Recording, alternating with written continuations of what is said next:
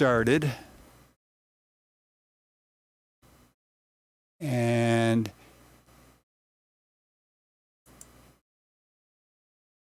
you have the handshake on YouTube.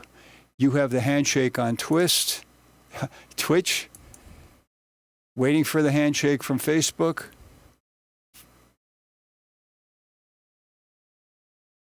Okay, you have the handshake from Facebook. Flip the on the air switch.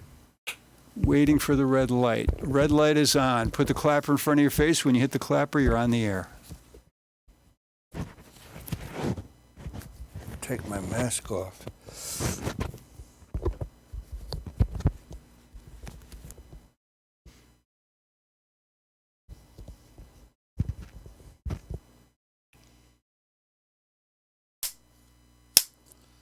Good afternoon, everybody. Sunglasses at midnight on a lovely Sunday afternoon. This is my second try today. The first try ended in a disaster, and so I'm starting over again. And I see a message there from Mick, and I'm telling him, "Hi, Mick, Rambo Hato." I love that, Rambo Hato. Okay, hello, Rick. Mick. Okay. I start today where I left off last week with Oscar Strauss's The Last Waltz. I don't have anything in English for this operetta. It did play for, my God, it played for 185 performances. I would have hoped that somebody would have recorded some of this in English, but I have some piano and orchestra music of medleys, and I also have some orchestra and vocals in German. Let's get started.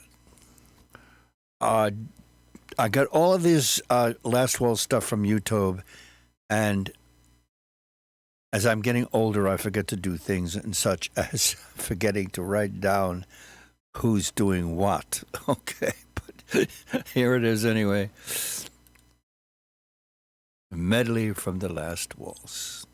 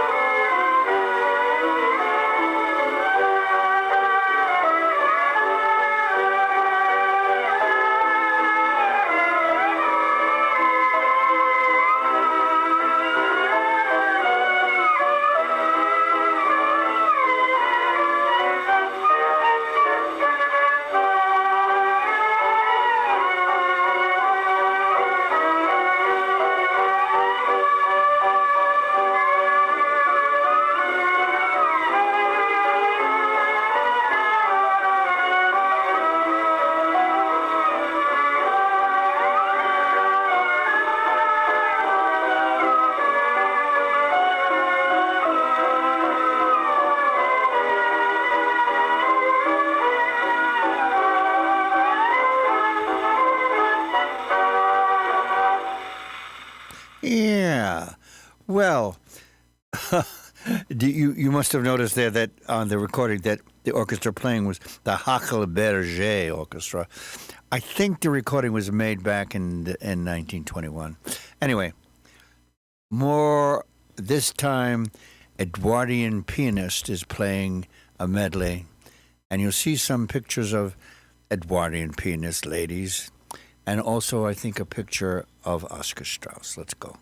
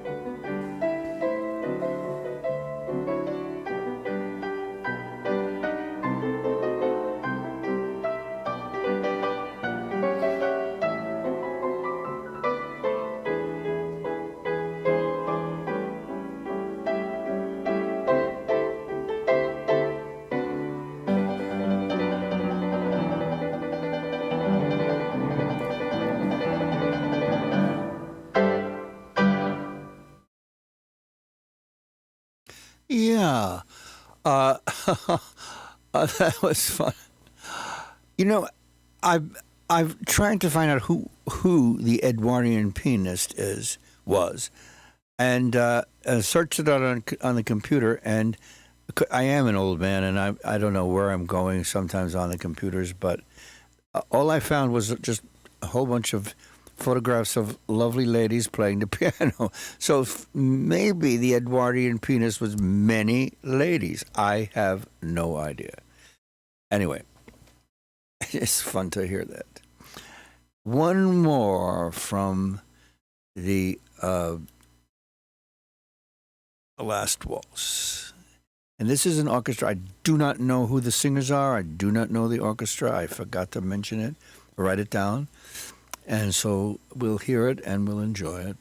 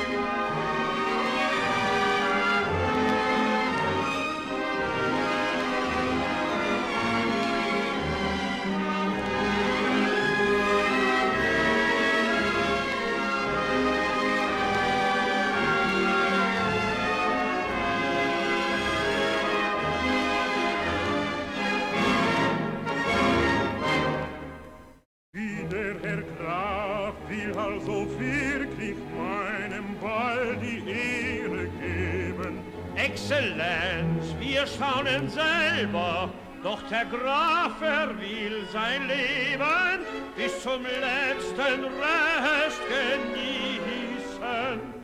Und wir wollen's ihm versüßen, wenn's in unseren Kräften steht, und solang es eben geht.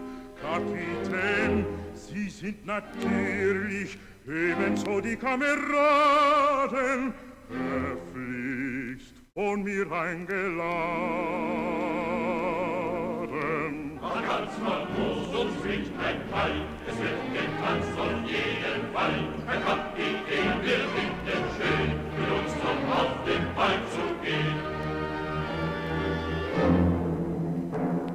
Und Fröhlichkeit die Türen auf zu deinem Zaubersaale. Ich will ein Gast der Freude sein zum allerletzten Male. Genießen jeden Augenblick, lieb unseren Stern erblick. So waren alle Saale saus und gerade so bin ich. Und wenn nach dieser Freudennacht vollendet meine Zeit mein Schicksal an die Türe pocht, es findet mich bereit. Muss auch jetzt geschieden sein von schönen Mägdelein und süßem Wein. Bruder, sollst zufrieden sein, heut ist die Welt noch dein, drum füg dich drein. Und mein schönes Heimatland, mein schönes Heimatland, jetzt geschieht es sein, heut wollen wir lustig sein, bei Lied und Wein.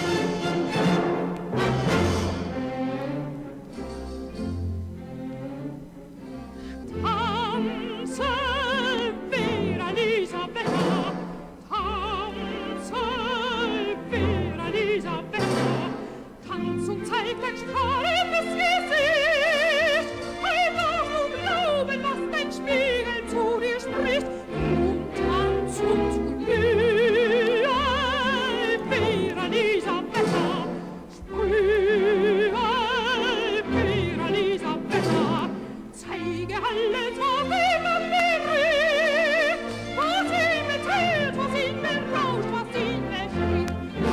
Tanze, tanze, Vera Elisabetta, steig!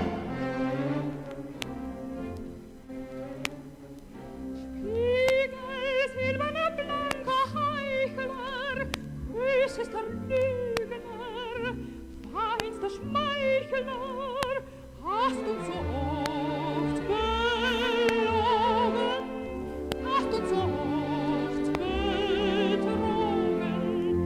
Wenn wir so schön auch vor dir stehen, strahlen wie Feen und in dir sehen, aus dir die Lüge spricht. Ja, weil wir Frauen doch nur so schön sind, als das Auge des Mannes, des Geliebten es sieht.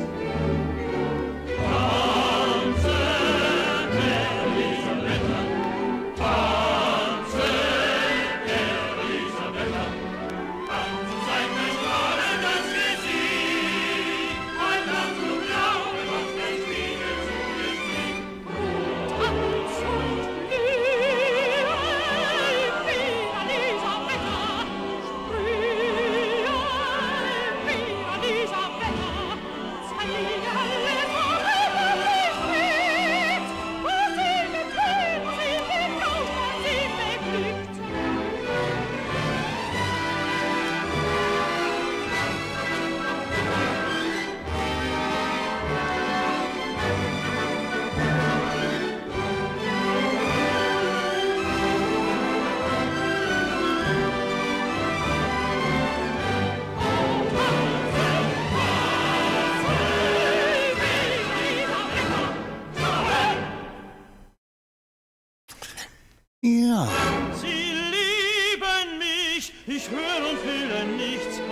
das, povera Elisabetta.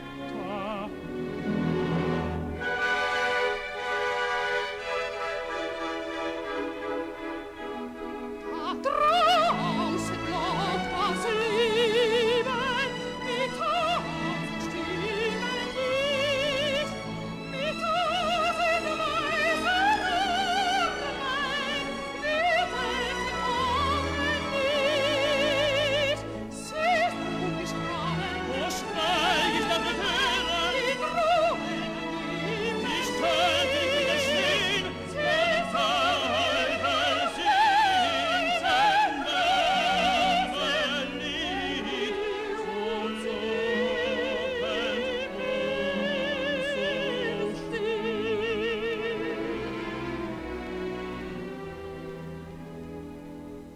Bist du goldner Liebestraum, bist du mir getreut sich kaum, musst es grauen als Morgen nicht, an bis verwundetes Herz. Lass mich dir tief ins Auge sehen, niemals noch ich dich wiedersehen.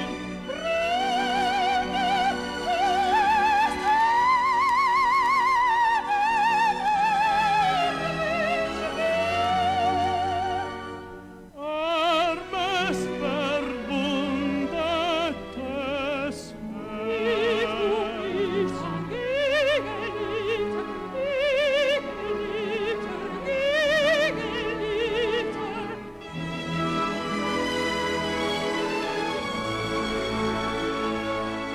Küss mich und dann will ich gehen. Lass mich nicht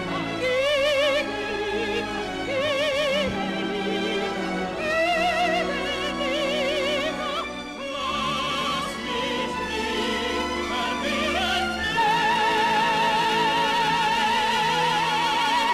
Küss mich und dann will ich gehen.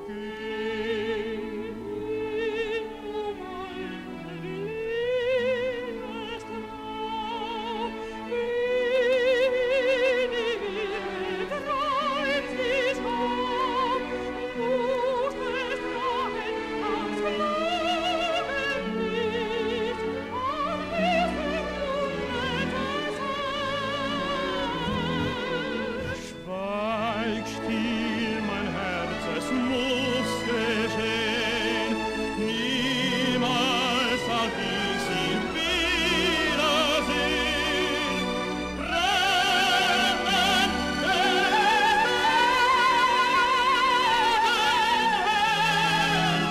Schmerz. Armes, verwundetes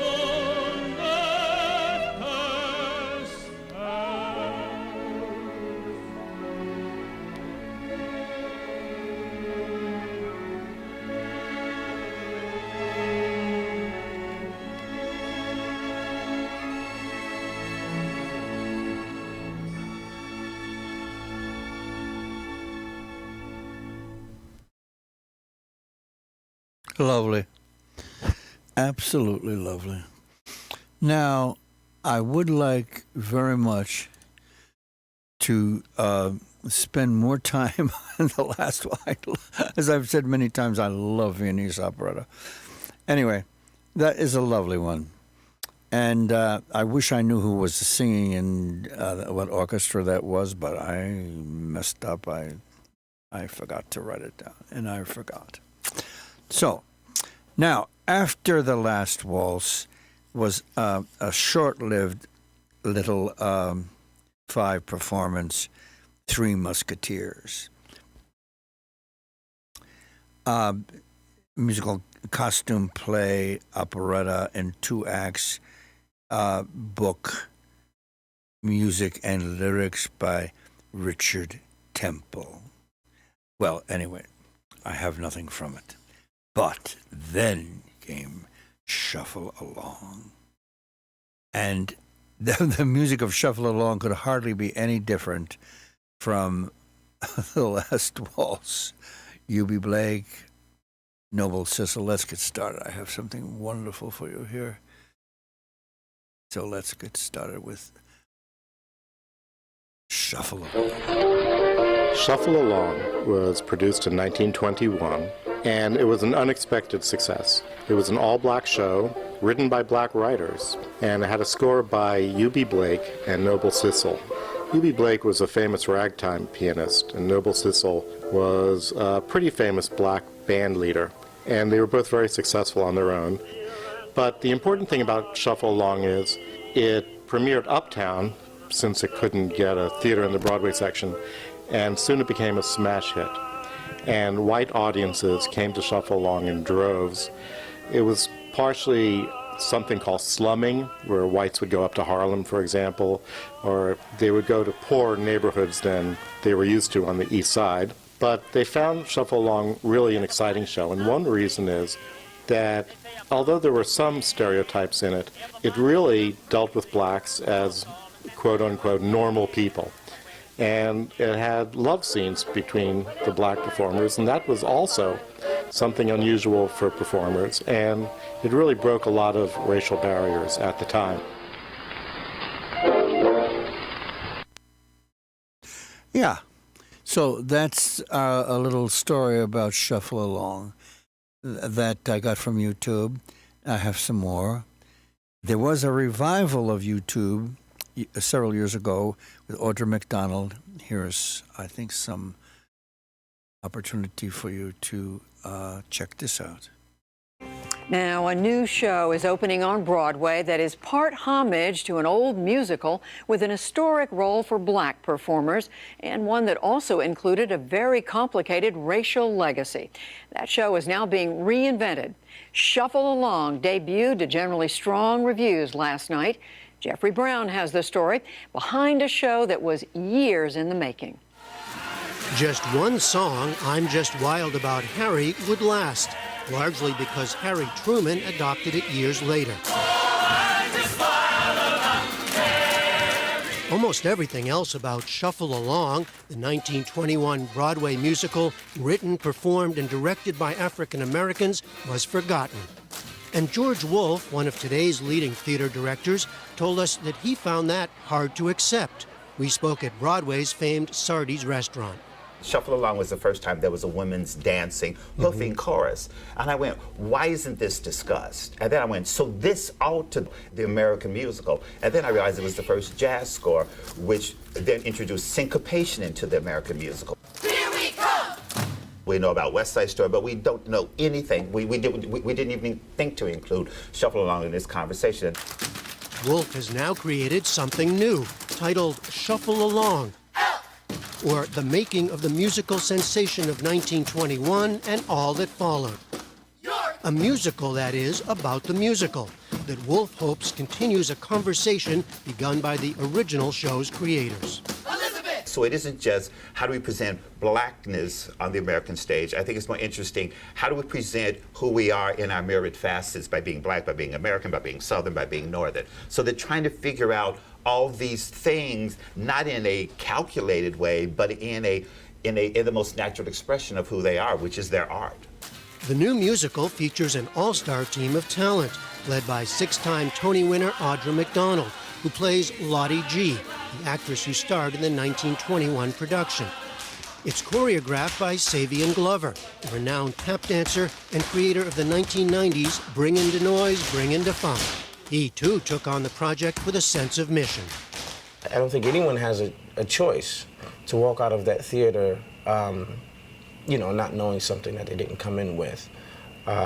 There's so much information in the show, something we call edutainment. It's not just about putting on a show. It's about making sure that we continue to elevate the minds of this generation and then of generations to come. Four men created the original 1921 play, composer Eubie Blake and lyricist Noble Sissle. writer-actors Flournoy Miller and Aubrey Lyle, and brought new sounds and moves to Broadway. The play introduced on-stage romance between blacks, rarely if ever seen in the era. It also included older elements of vaudeville and black actors in blackface. Tony Award winners Billy Porter and Brian Stokes Mitchell play the comedy team of Miller and Lyles. One of the parts of the show was our two characters performed in blackface, as did many performers back then. And it's interesting because it had a different context for African American performers, because it was more like in a sense, a mime mask is. But then those characters and that style was usurped by white culture, who then didn't really understand, appreciate, honor the tradition that it came from, and it became a caricature then of black behavior at the time, and became offensive. You know, to be truthfully honest with you, just from reading the song titles on the album cover, me and, you know, my black friends, in our naivete, sort of rejected this show in the way, because, you know, they had songs like Pickin' Any Shoes and Bandana Land, and we heard that there was blackface, and, you know, without context, without historical context to sort of look at it through that lens, we immediately rejected it. And I think this has been such an amazing journey for me to understand. The original 1921 Shuffle Along was a Broadway sensation, bringing white audiences to a story of and performed by blacks, playing more than 500 performances unheard of at the time. The likes of Josephine Baker and Paul Robeson appeared in it before going on to international stardom. Leading white artists of the day, including George Gershwin and Florence Ziegfeld, came repeatedly and borrowed or lifted riffs and moves, another part of America's cultural history. It was a great success, but a painful aftermath, as the four creators of the musical squabbled among themselves and never again worked together. I think it's what makes the material exciting and why you go on the journey. And I think that the large idea that Shuffle Along is about is, will I be remembered? Is I came into this world with X amount of equipment and X amount of desires and dreams and frailties, and I try to do the best I can. As opening night approached, though, Savy and Glover, having created the moves the actors will dance to, had something more immediate on his mind. I'm gonna sneak in there one day to tie somebody up. It might be Billy Porter. But we're not going to know when. You're not gonna know when. Now that would delight theater and dance fans. From the Music Box Theater on Broadway, I'm Jeffrey Brown for the PBS NewsHour.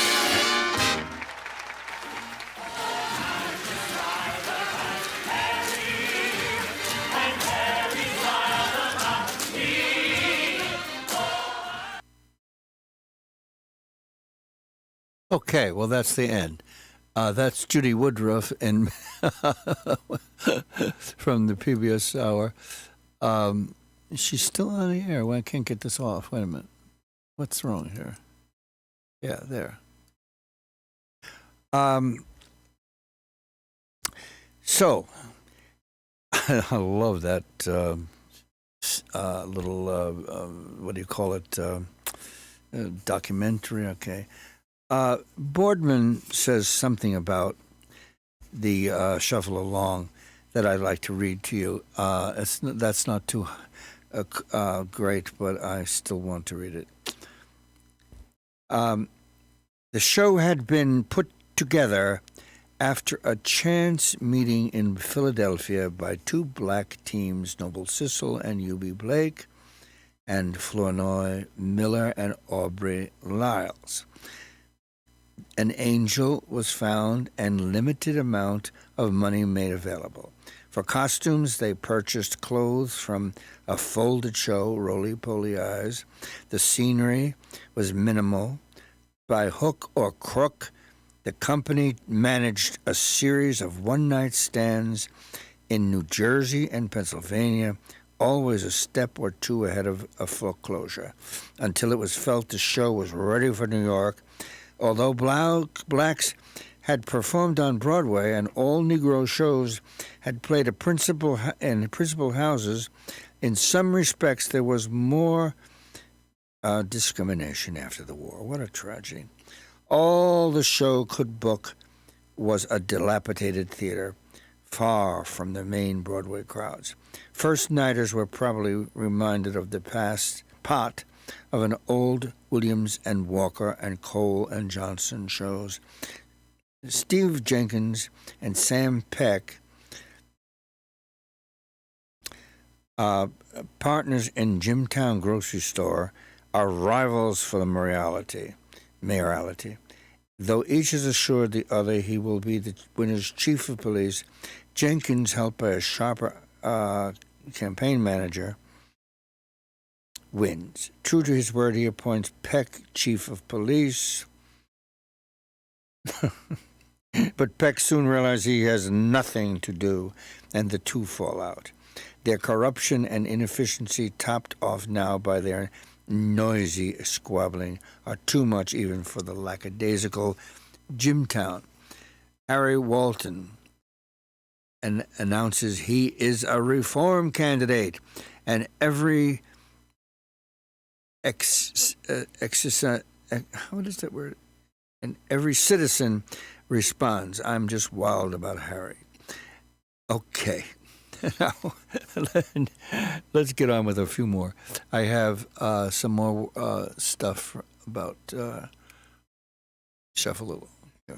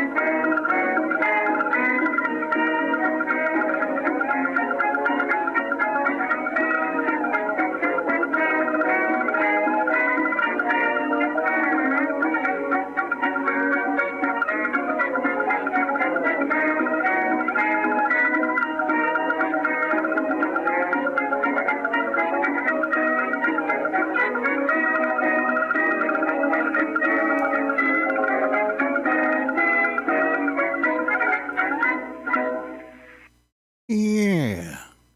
Well, I have some more. Let's go on to this one, though. I have enough time. Yep. Hello, everyone. My name is Emma, and this is Learn from the Past, a channel where I geek out about cool history stuff, and you hopefully learn some cool history stuff. Let's get started. Today we're going to be talking about the Broadway musical that mainstreamed jazz, was instrumental in the Harlem Renaissance, and proved to the world that Black creatives had something new and important to give.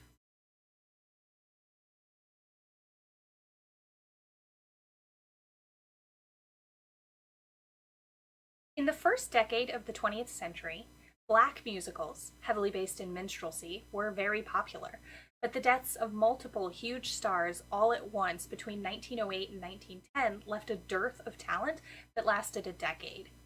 That is, until playwrights Flournoy Miller and Aubrey Lyles began acting in college. It was where they met each other and started a lifelong creative partnership. Lyricist Noble Sissle and composer Eubie Blake had also long been a showbiz duo. When the foursome met at an NAACP benefit in 1917, they agreed to write a musical together. This project became the revolutionary Black musical, Shuffle Along. Shuffle Along was the culmination of work the foursome had already created over the years, plus a few added scenes and numbers to create cohesion. A blackface slapstick plot expanded from Miller and Lyle's traveling show, with music written by Sissle as he traveled and worked with various bands during World War I, and Blake as an orchestrator on the home front. Noble Sissle's work especially was inspired by the work of his previous partner, James Reese Europe, who traveled with his European band during the war. Some of the songs in Shuffle Along were orchestrations that Sissle and Europe had created together. Sissle felt it was important to include Europe in his creative process after his collaborator was stabbed and killed by an angry drummer who claimed Europe was frowning at him during performances. When the four surviving artists had pulled together a script from existing sketches and songs, the next step was to find a talented Black cast to make the show work. Lottie G was the first casting decision, a friend of Eubie Blake's hired to play the romantic lead, Jesse Williams. The role rocketed her to national stardom. Florence Mills played opposite her as Ruth Little, a modern flapper with no interest in marriage.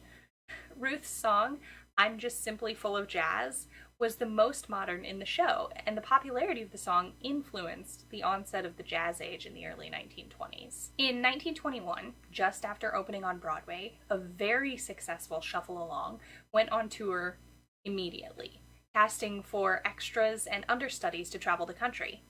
15-year-old Josephine Baker auditioned, but was deemed too dark and not cast. However, after she had a successful turn in the musical Blackbirds in Europe, Miller and Lyles reconsidered and cast Josephine Baker in the chorus of the touring company. Shuffle Along became an overnight success, selling out performances across the country, even having to turn away hopeful audience members.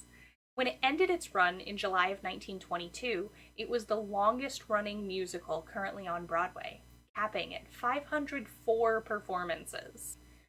During its run, Shuffle Along became an inextricable part of the early jazz age, with modern dance numbers such as I'm Just Simply Full of Jazz introducing white audiences to the sound. The show's inimitable dancing chorus was also the first of its kind. Previous choruses had stood in the back to sing, without any dance moves. Audiences were captivated by the newfangled dances that choreens were performing, many of which, including the Charleston, caught on in dance halls across the country following the show's premiere. For all the success of the show, though, it was called out for colorism by the actors, with dark-skinned chorus girls relegated to singing from backstage, while their lighter-skinned counterparts performed complicated dance routines in front of the audience. This colorism was made even more ridiculous by the fact that the entire cast was performing in blackface. Miller and Lyles claimed that the show was designed to give white people a good impression of Black culture, so therefore, they argued, they had to play into the stereotype that white people are used to seeing in Black characters. The duo were trying to create work for Black artists, they said, and this was how to do it. When the original run of the show ended in 1922, Miller and Liles left over disagreements about credit with Sissle and Blake. The writers' new show, The Chocolate Dandies, received mixed reviews and closed prematurely. Sissle and Blake, too, attempted another show after ending Shuffle Along, but their replacement, Keep Shufflin', ended abruptly in 1929 with the onset of the Great Depression. Since neither of the four creators experienced much success in the years following Shuffle Along, they attempted a revival in 1932. But when Aubrey Liles died of previously undiagnosed pulmonary tuberculosis, the plans dried up. He was 48 years old. The following year, Miller, Sissle, and Blake attempted another revival in Liles' memory, but Shuffle Along of 1933 bombed with audiences, largely due to a growing consensus that black-faced humor was racist and outdated. The show continued off and on for the next decade or so, with various lukewarm revivals and reviews that never managed to recapture the magic of the original 1921 production. Then, Harry Truman used a song from the show, I'm Just Wild About Harry, for his 1948 presidential campaign. Renewed interest in the show led the three surviving creators to attempt another revival, Shuffle Along of 1952. The revival netted huge star Pearl Bailey, who disliked the blackface humor and the lack of songs for her character. Against the wishes of the original creators, the book was rewritten to expand Bailey's part and to give her more songs. The new songs were written by a white composer without Eubie Blake's knowledge or permission. Blake was furious. The revival was panned, and the show closed early. It was the last time Eubie Blake, Flournoy Miller, and Noble Sissle would ever see their work on a Broadway stage. Flournoy Miller passed away in 1971. Noble Sissle died in 1975 after losing most of his memory to dementia. Eubie Blake was the only one of the original four creators to live to see the revival of the Black Broadway musical when Dreamgirls debuted in 1981. He died 2 years later. Shuffle Along was never again staged in its original form. A 2015 revival chose to focus on the behind-the-scenes story rather than staging the production itself. The 21st century version also chose to omit the blackface and skirt most of the outdated racist humor. Although much of the show had to be changed, star Audra McDonald noted the importance of Shuffle Along in creating opportunities for black creatives and performers on Broadway in the modern era. While Shuffle Along wasn't the first black musical to make it to Broadway, it did have a couple of important firsts. It was the first to be well received by a multiracial audience, the first to have an unironic, uncomedic love story between two black characters, and the first to charge the equivalent of a white musical for admission. Although most of the show wouldn't hold up by today's standards, Shuffle Along proved that a black musical with black music, with black artists and black creators could succeed in front of a multiracial audience.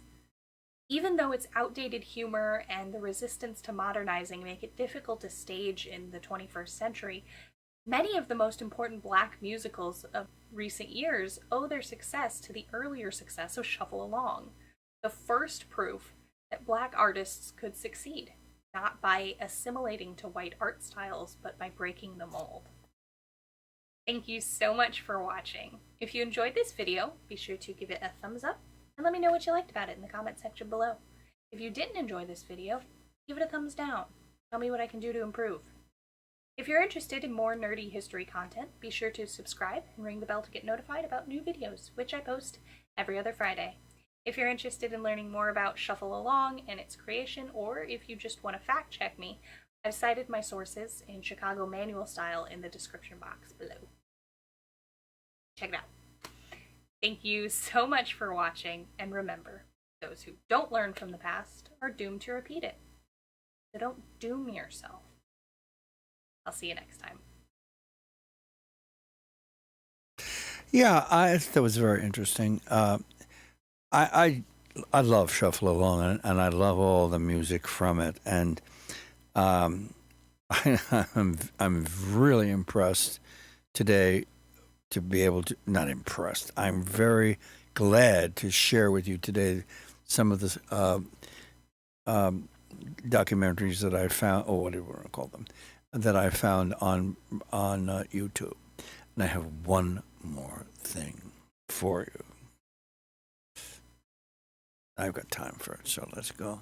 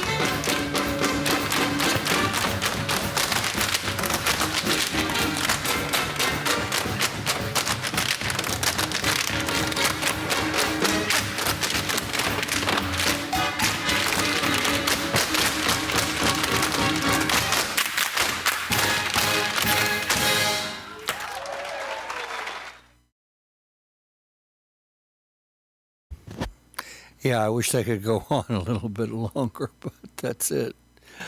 And that's all that I have for you from Shuffle Along. I love doing that today. I have a few more minutes here, actually 5 minutes, and I'm going to give you some more of the Gerald Boardman comments on. He has quite a lot more here. There was more discrimination since the First World War. All the show could book was a dilapidated theater far from the main Broadway crowds. First-nighters were probably reminded of the plot. Okay, so I said that before.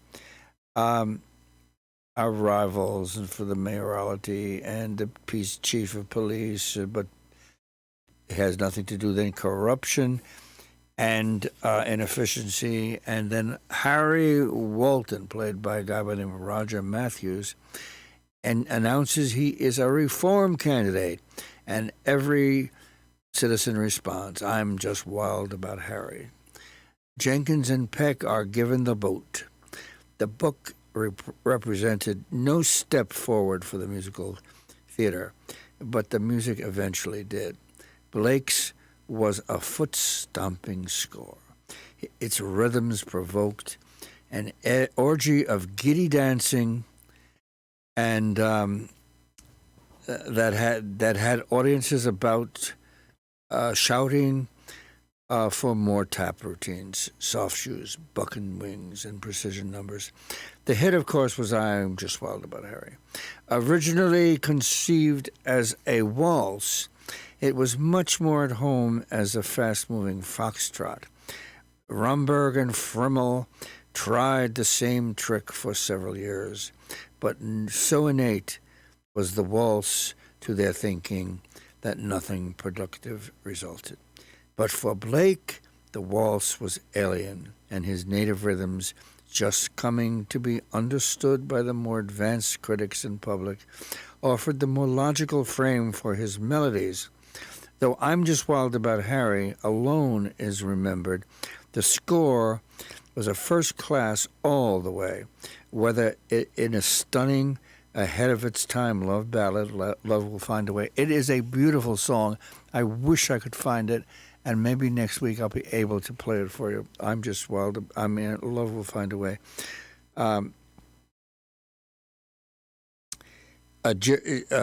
Or in the racy festivity of bandana days, essentially a chorus number. Blake's melodic gift and taste were unfailing. The brighter music critics hailed the show, and the public slowly began to find its way uptown. Then midnight performances were added on Wednesdays. Theater and society people caught these late shows and spread the word. Suddenly, Shuffle Along was a smash. By the time it was through, it had reached 504 performances on Broadway alone. The show launched a flock of great names: Florence Mills, Josephine Baker, Hall Johnson. Single-handedly, Shuffle Along made black shows voguish, or at least acceptable.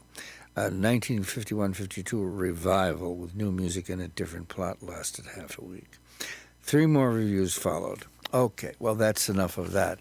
And I think the bell's going to ring in a minute or two here, and I'm going to say to you, with a little bit of tea, I love green tea. Keeps my throat from fading out. This was very pleasant today. I enjoyed it immensely, and I'm going to sign off. I have another minute here with just this wonderful little section